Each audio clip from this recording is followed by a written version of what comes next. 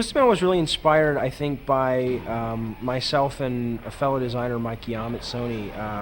It was basically inspired by our deep love of action movies. A lot of critics, I think, and people sort of say, do we really need another car chase and things like that? And everyone's always bashing on car chases, but we love car chases. And, what we really wanted to do with Twisted Metal was sort of give players the opportunity, and as importantly, give ourselves the opportunity to actually participate in an interactive car chase, to actually be behind the wheel of a car chase, like in the movie Speed or Terminator or The French Connection. That was really the whole creative inspiration, and then it just happened to come along at a time when the technology was right. When we met with our developers, Single Track up in Utah, that was really the first time that we had really experienced affordable 3D that your home consumer could buy, and we realized that that idea, that inspiration for sort of wanting to put the player in a Hollywood action movie could actually finally be done via this really cool technology, which allowed you to actually live in these worlds and things like that. So.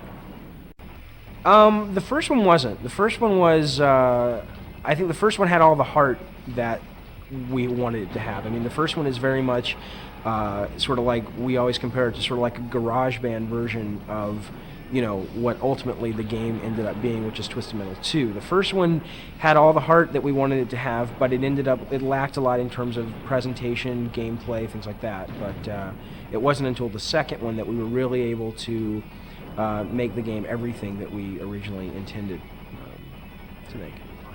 Again, I'd have to say the gameplay.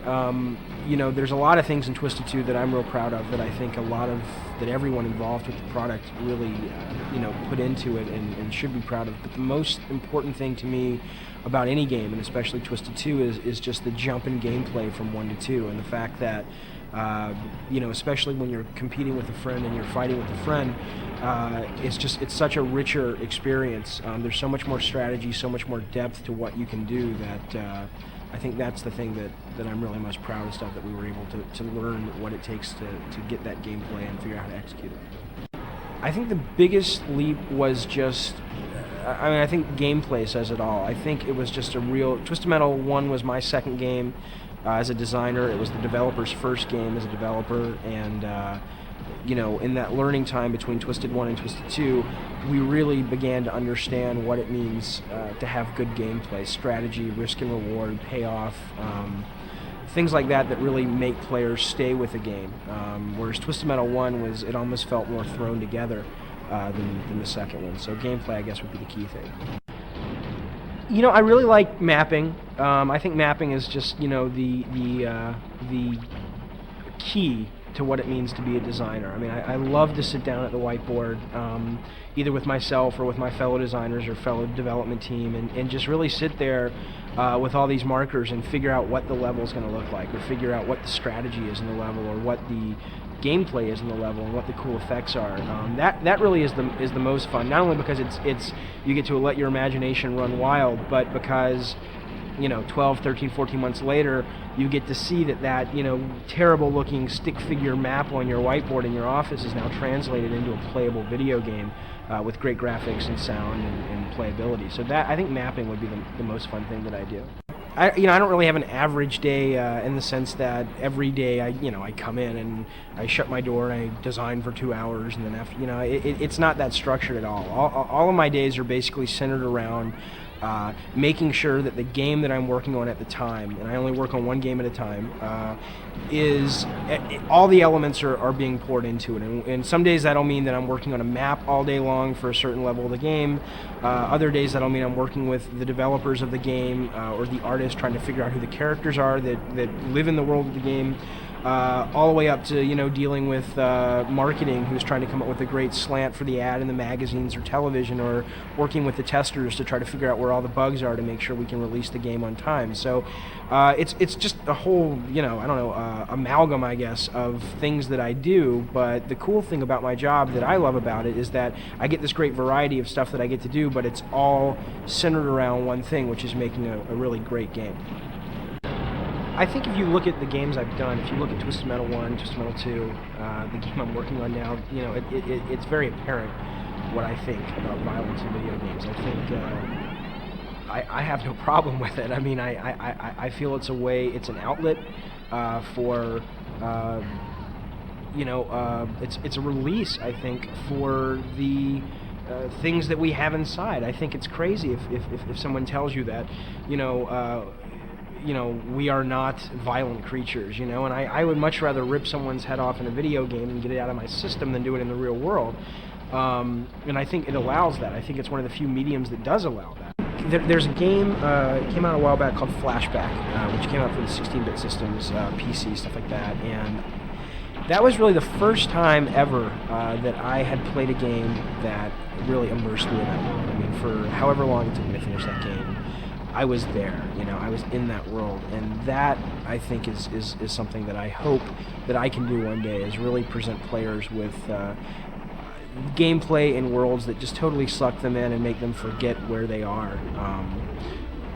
So I would say it would have been Flashback. I mean, today there are certainly games that are doing that very well today on PlayStation and other systems, just some wonderful games out there, but I think Flashback really for me was the first one that did it, and it sort of holds that ranking in my mind as the greatest game of all time, which I wish I would have done it, and I hope one day I can. I would love, well, I don't know if I would love to, because usually what I usually find that when you actually get into the job that you think is so great, it turns out to be really great, but there's a lot of hard work with it. So I don't think there's a perfect job out there. I love what I do. I wouldn't trade it for anything, and in fact, I would, as long as my bills were paid and I could take care of my family, I, would do it for free. But I would, I'd like to see myself doing comic books one day. I'd love to. I can't draw at all, but I'd love to write comic books someday. There's a couple things I would say.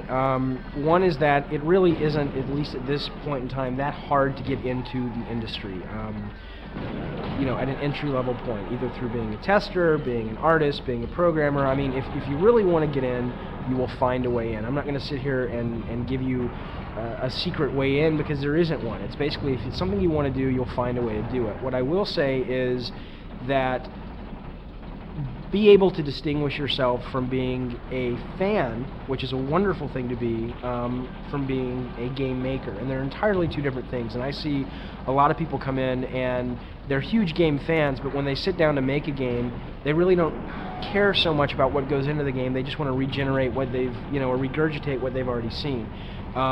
So I think really make sure you want to make games, and you should be able to design games. I always say, you should be able to have a coconut and a crayon and make something fun out of it. And the excuses of, well, I don't have a SGI machine and I don't have a 200 megahertz Pentium. I mean, understand what it means to make games and gameplay, and study the great games, study chess, study checkers, understand why there's as much technology in Street Fighter 2 as there is chess in Street Fighter 2.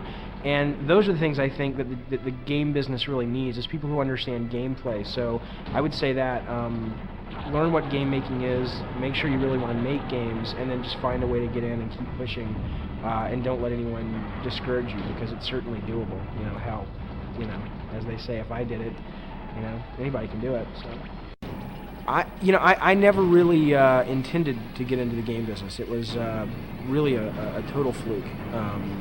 I had always played games as a kid and stuff, and I'd always been a video game fan, but my initial intention was to go into filmmaking, and I'd gone to film school and all that, and basically the video game thing kind of happened while I had just gotten out of film school, and I was sort of waiting for, the call from Steven Spielberg or George Lucas or something, and, in the meantime I figured it would, I needed to eat, and make money and stuff, so I had heard about this job as, game testers, which basically what I thought at the time, which is not the case, that all they did was sit around all day and play video games. So I figured, oh, this will be something cool to, bide my time and make some money, until I get to make movies. And I kind of fell into it like that and got the job from Sony back when Sony was Sony ImageSoft. And, once I got there, I started seeing the potential of the next generation of video games, and seeing how, as game designers, we can take games beyond the simple side-scrolling, stuff that we had been seeing for the last 5 or 6 years, and really take players into a new, sort of a new direction of fun in gameplay. So, since then I just sort of haven't looked back. I just started as a tester and kept going.